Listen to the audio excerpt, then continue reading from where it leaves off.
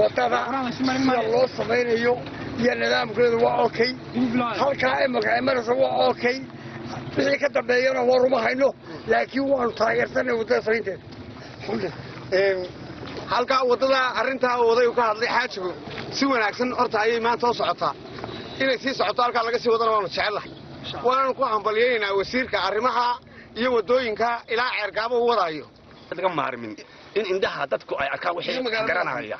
magaala madaxdii waxaana dhacda in saacada ay wadooyinku go'an yihiin oo qofkii cusbitaalka lagu siday Hargeysa halka nafta ay kaga baxdo iyo naagtii uu kala soo kala dhici weyday halka ay magaranaysaa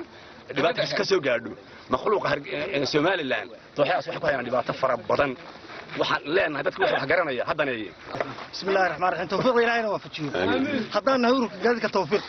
waxaan taageersanay soo hambalyeynayna soo dhaweynaa aad iyo soo dhaweynaa horumarinta wadooyinka wax qabadka cusub aad iyo aad soo dhaweynaa insha Allah waxaan u fikiraynaa in inta ay ka sii badan waxa weeyaan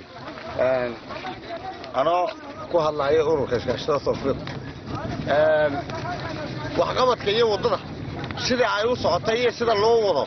si ka wanaagsan horta ma jirto laamiga la sameeyay ee imika socda ee aynu aragno wadankeena hare loogama sameyn weligiiba daamurkan iyo jeegan isku shiilan ee qarada leh ee mitir kale ee tayada leh quality bulay quality-giisa wanaagsan